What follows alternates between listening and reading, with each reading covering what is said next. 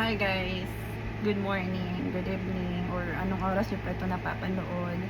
So, bago ko po simulan yung video ko, ako nga ho pala si Aisel, na taga Pilipinas, nasa probinsya, taga Samar. Ngayon nakatira na po dito sa Texas. Mag-1 year na ho ako this coming November. So, sa video na po ito, i-share ko lang ho sa inyo kung paano ako nakarating dito at yung mga proseso na ginawa namin ng husband ko na para madala niya ako dito. Yung visa na ginawa ho namin is Q1 visa. Nag-file kami is February.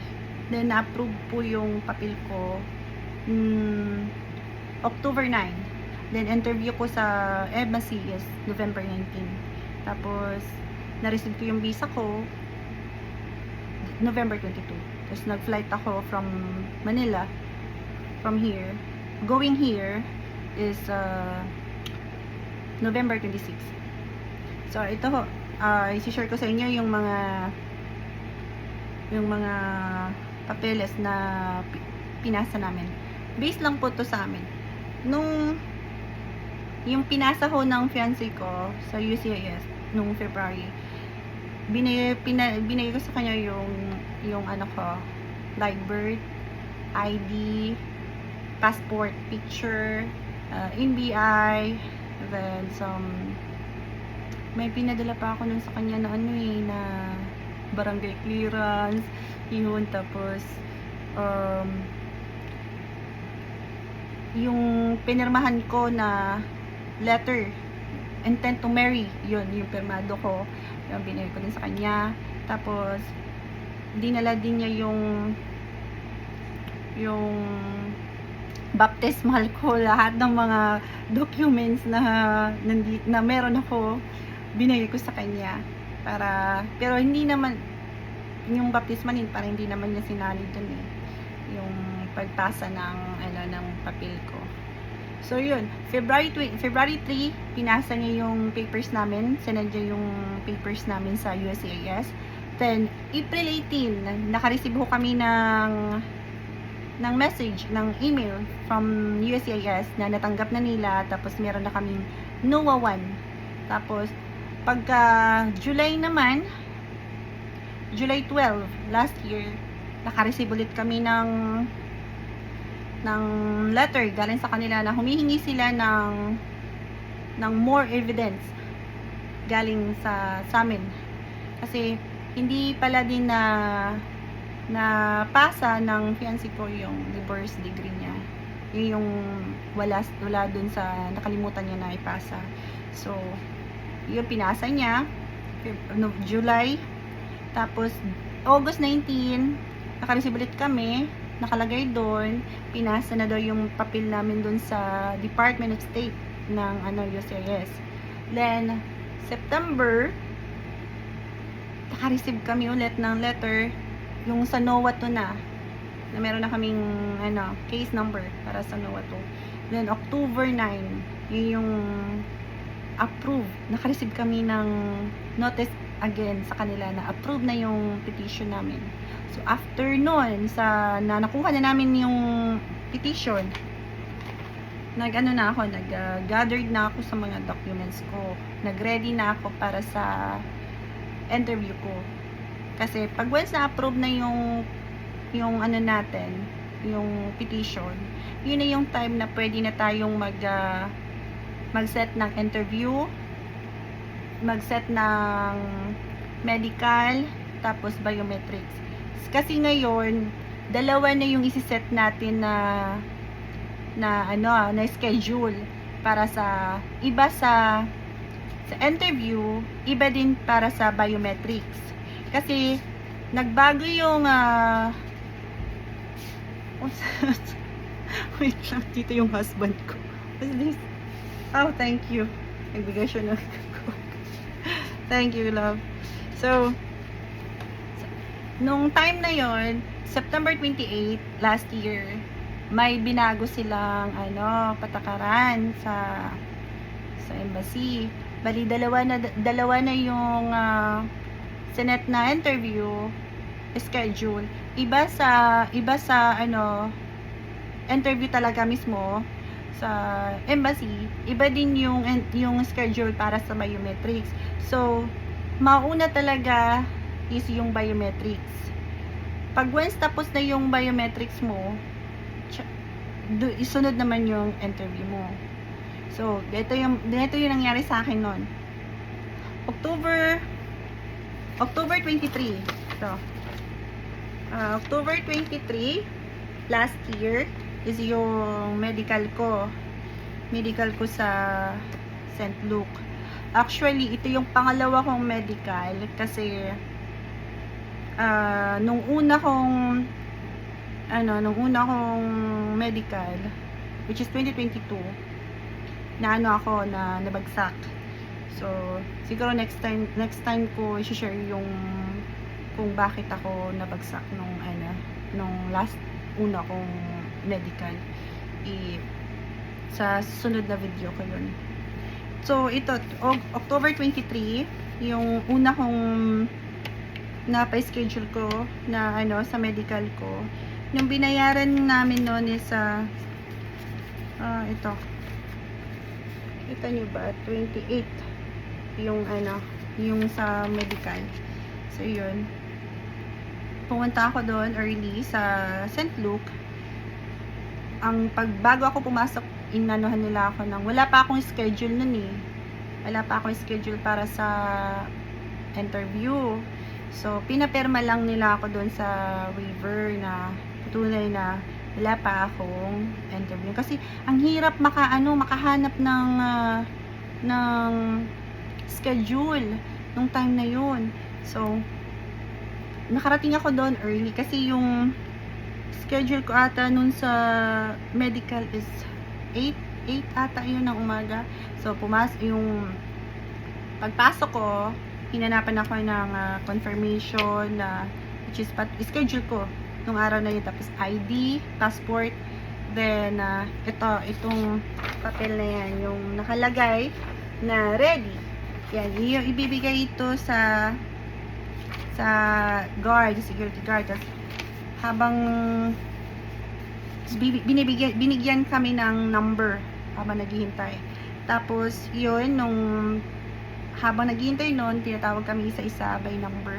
Tapos nung ako hinanapan ako ng ID ko, passport, tapos ito yon. Tapos kasi ako nung nurse kung meron na ba daw, asan daw yung appointment schedule ko for interview. Sabi ko wala pa, hindi pa ako naka-schedule. So ang ginawa nila, may pinapirma sila sa akin doon na waiver na patunay na mag-proceed ako sa medical kahit wala akong interview. Ganun. So umokay ako doon. After noon, punta na ako doon. Tapos naghintay ulit ako doon. Tapos yung sa photo room, yun yung unang ginawa sa akin, picture. Tapos pinaproceed na ako sa taas. Doon yung tuloy-tuloy na yung tapos nagbayad pala ako after sa photo room. Pumunta second floor man siguro yun, nagbayad ako doon na kasi ako nagbayad cash, pero pwede naman online din pag magbayad for medical, pero doon ako nagbayad dito. After nagbayad doon, sunod na yung sa physical at hindi physical, yung sa binipi ako nun BP. Tapos eye test, ganun. Tapos yung doctor na dito, hawak, check, ganun. Tapos lastly noon, kinuhaan din ako ng dugo. Tapos x-ray. Pero kasi ako, yung nasabi ko kanina, nag-undergo ako ng gamutan dati. Tapos meron akong x-ray pa, valid pa siya. Tapos pinaliwanag ko din sa kanila dati na meron akong bago pang x-ray. Sa susunod po na video, i-share ko po sa inyo yung nag-experience ko din sa medication ko 2022, tapos natapos yung 2023. Kaya mahabang yun talaga. proseso yun sa akin nun. So, yun. Tapos, after nun, October 23, pinabalik ako ng next week. Ano pa yun para sa immunization na.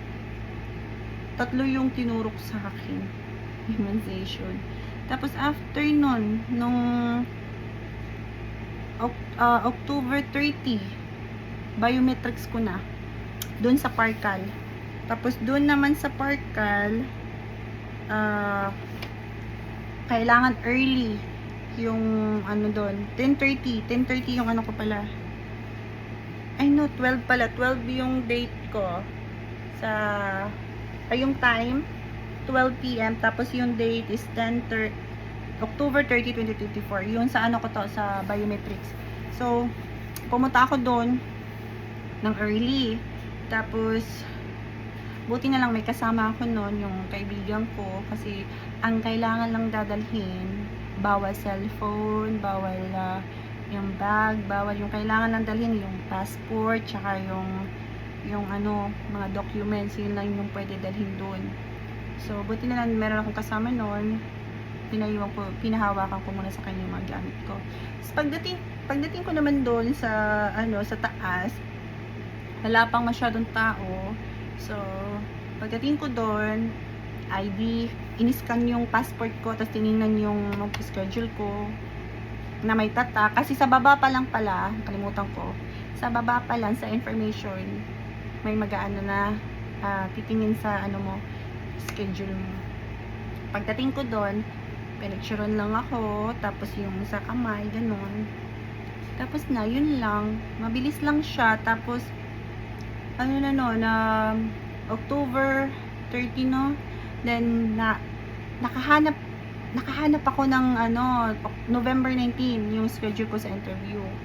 Tapos, natataranta pa ako nun kasi, yung medical ko, valid lang siya ng December 20. May expired siya ng December 20. So, tataranta ako nun kasi wala akong mahanap na schedule para sa visa ko nun. So, kasi puro punuan nun. Kailangan talaga mahabang pasensya na hintay na merong mag-open. So, yun. Pasalamat ako noon nung time na yun na hindi ako natulog, madaling araw yun. Hinintay ko may magbukas. Meron, November 19. And ang schedule ko noon is ano ba yung schedule ko noon?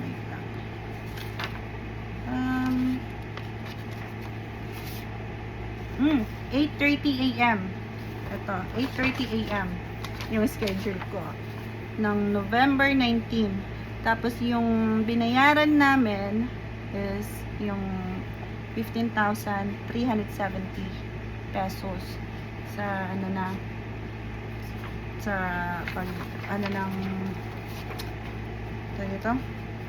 interview.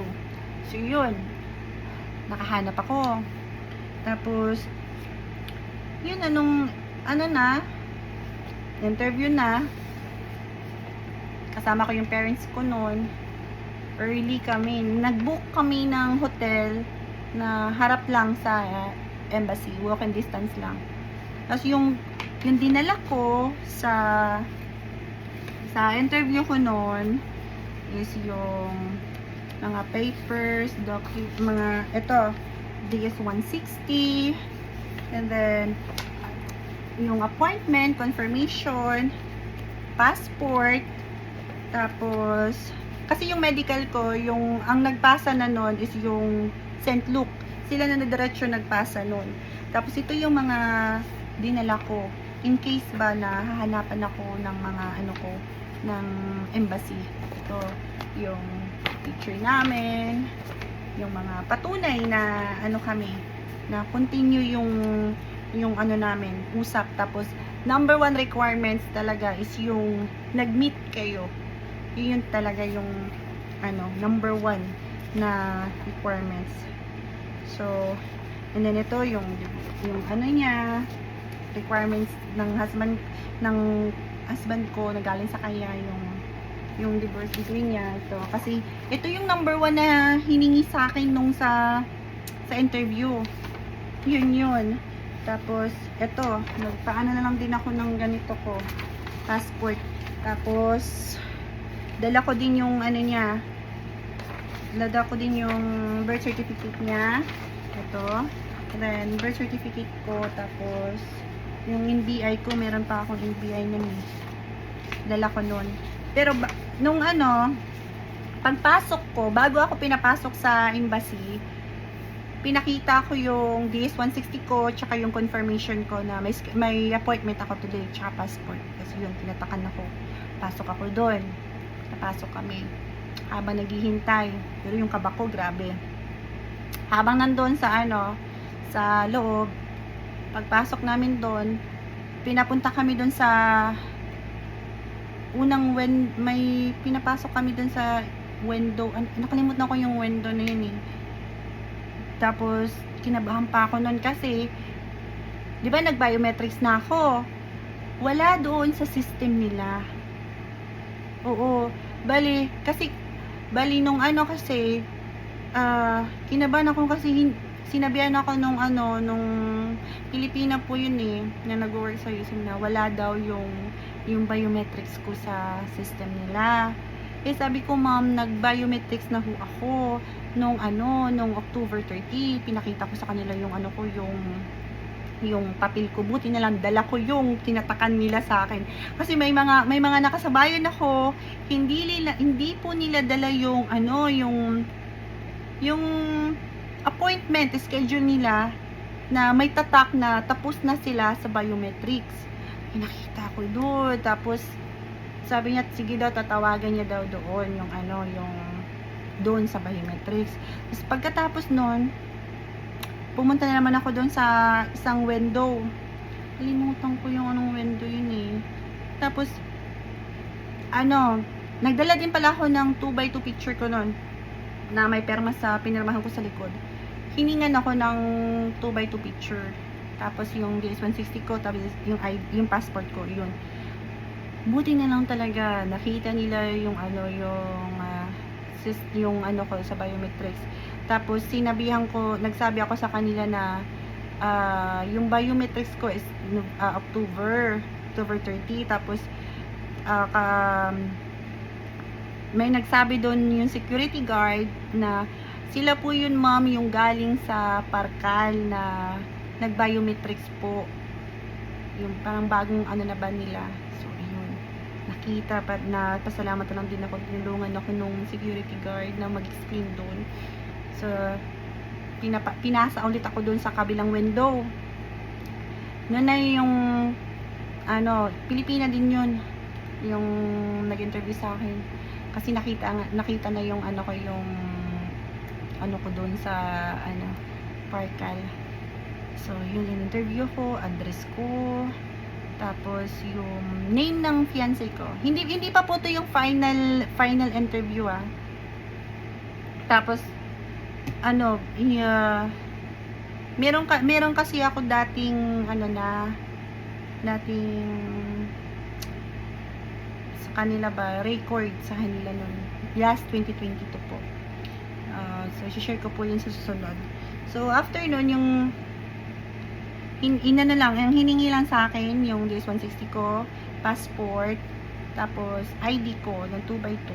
Tapos, tinanong ako yung name ko, address ko, phone number, tapos yung sa name sa husband ko. Yun lang. And after nun, proceed na ako dun sa kabilang dun na sa final interview na kung saan yung mga foreigner na po yung mag-interview sa amin. So, habang inisa-isa na, tinatawag-tawag na, kinabahan na ako. Grabe yung kaba ko doon. Grabe na. So, nung tinawag na ako, Windows 60 po yun. Naalala ko. Ang bait po yung nasaktuhan talaga na nag-interview sa akin. Mabait. Babae. Parang nagkukwentuhan lang, gano'n. Kasi nung niya ako kung kailangan ko ba daw ng yung mag-translate ba, gano'n. Sabi ko, I can naman ho. Sabi ko, hindi naman, marunong naman ako mag-English, konti, ganun. So, positive naman ako na masasagutan ko lahat. So, yun, binigay ko yung ano ko, yung passport lang yung binigay ko sa kanya. Tapos yun na, hinala niya ako na daw name ko. Tapos name ng fiancé ko. Ang daming tanong niya sa akin. Kaya nagkakwentuhan lang kami. Tapos, sabi niya sa akin, ilang beses daw kami nagkita. Na-meet ko na ba daw yung mga anak niya, nakausap ko na ba, tapos kailan siya nagpumunta ng Pilipinas, tapos kailan kami karelasyon, tapos yung family ko, na-meet niya na lahat-lahat. So, from yung mga tanong niya, sinabi ko yung totoo, na ilang beses na kami nagkita, yung kwento ko sa kanya yung love story namin ng husband ko. Parang nagkukwento lang, storytelling pa, ganun. So, tapos, nakita niya doon sa system nila na may record ako. Tinanong niya ako bakit daw hindi natuloy. So, sinabi ko din sa kanya yung totoo. Tapos nakita niya doon yung medical ko na galing St. Luke na nakalagay. May note kasi, nilagay ng note ng St. Luke na na before December 20. Or before December 20 expiration ng ng medical ko. So yun, tapos tinanong niya ako kung meron na ba daw akong schedule na mag-flight pa US. Sabi ko wala pa. Kasi meron pang seminar in Commission of Filipinos Overseas, yung CFO. Tapos yung hiningi niya lang na papel sa akin is yung divorce decree ng husband ko. Yung original. Buti na lang dala ko lahat. Kaya guys, pag may mga interview kanyo, dalhin nyo po lahat yung kung may original kayo, dalhin nyo po lahat yung original tsaka copy. Kasi minsan hinahanap nila yung original na documents.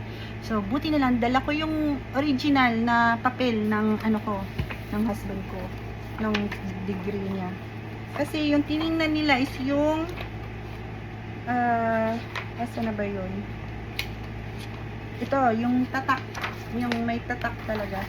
Yan, yung may tatak na galing court talaga. Yun talaga yung So, sabi niya sa akin, congratulations daw. Just wait daw for 7 days yung passport ko daw. I-ship na nila, papadala.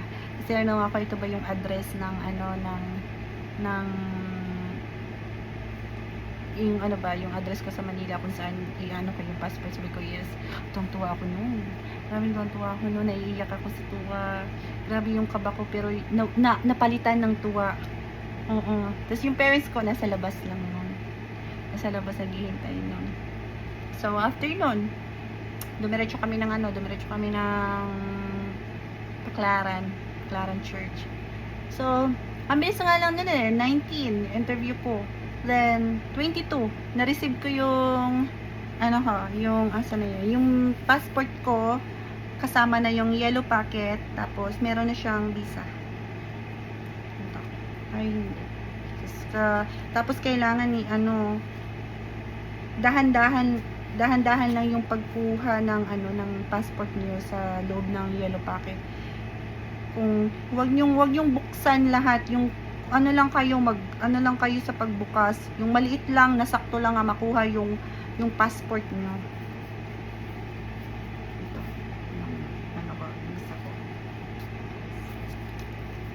So yun, pagkatapos noon, na-receive ko siya November 22. So nung araw din yun, nung 22, nag-book ako ng CFO. Nasaan na ba yun? CFO. Sa website nila ito.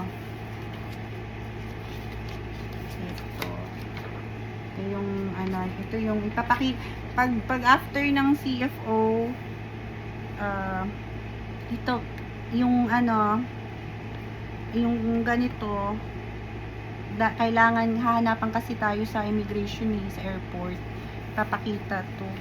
Yung So yeah, pumunta ako ng 7 AM kasi kailangan yung registration nila, nakalagay kasi dito, please arrive before the registration counter close. Magko-close yung registration nila is 8:30 ng umaga. So, nandun na kami ng mama ko at si tatay sa CFO, sa office nila, sa ano sila, yung address. Yan lang din sa eto, yung main office nila, sa the upper class tower, 20th floor, Quezon City Avenue, corner Scout Reyes Street, Diliman, Quezon City. Ano ko din, ipopost ko yung link ng mga ito, yung CFO, yung pag-interview, schedule, sa medical, ganun. Kasi yung pag ano na, biometrics, ganun. So yeah, before 7, nandun na kami. Pero ako lang yung pinapasok. Sila mama tsaka si tatay nasa labas lang ng building. Natapos kami ng 11. Yeah, 11. Tanghali na nun. Nag-start kasi kami 9. Tapos inisa-isa kami nun na in-interview. Grabe yung kaba ko. Inano talaga. Hinanapan ako ng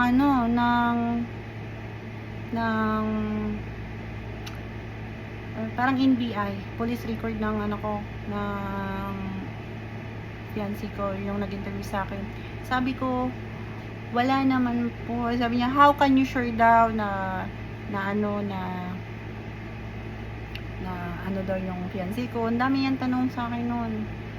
Sabi ko, ilang beses ako kasi kami nag-meet, tapos yung naman niya, yung na-work niya, nasa government, gano'n. So, positibo ako na wala siyang record yung gano'n.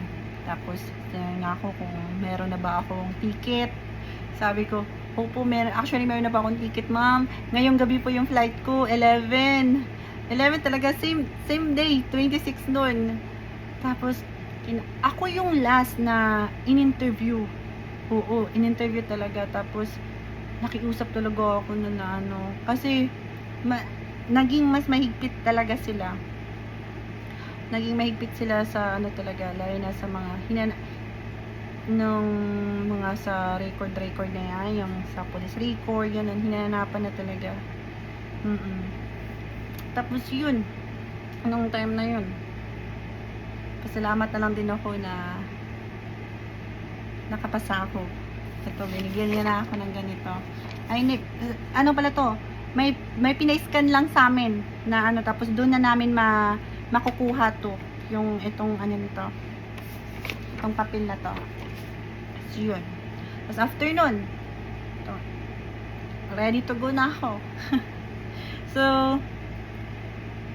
pagdating ko naman doon sa airport, kasi 11 yung flight ko, sa immigration doon, dami na naman tanong. Tapos ito yung number 1 na hinanap sa akin. Ayan, tapos pagdating ko dito sa, tuloy-tuloy naman yung yung biyahe ko nun. Tapos ito naman yung pagdating ko sa Dallas, sa naman, sa custom, yung mag-i-interview sa akin. Ito yung binigay sa akin. Yun. So, kasi kailangan din natin to, guys, yung I-94 pag once mag-file tayo ng adjustment of status. Kailangan din natin to. So, yun lang po yung ko, ma-share ko sa inyo. Sana po, pasensya na rin ho kung medyo putol-putol yung pagsalita ako kasi first time ko din ho kasi gumawa ng video. Kung may mga tanong ho kayo, comment lang po, then sasagutin ko pa sa kung may mga tanong ho kayo sa akin in base sa nyo, willing ho ako tumulong. Tsaka ilalagay ko po yung link ng mga sa medical, biometrics, tsaka sa DS-160, tsaka yung pag-file ng ng interview sa USM, tsaka itong sa Commission of Filipinos Overseas. So, yun lang po. Maraming salamat po sa panonood. Sana po nakatulong po ito. And pasensya na po kung medyo ako magsalita. So, yun lang po. Maraming salamat.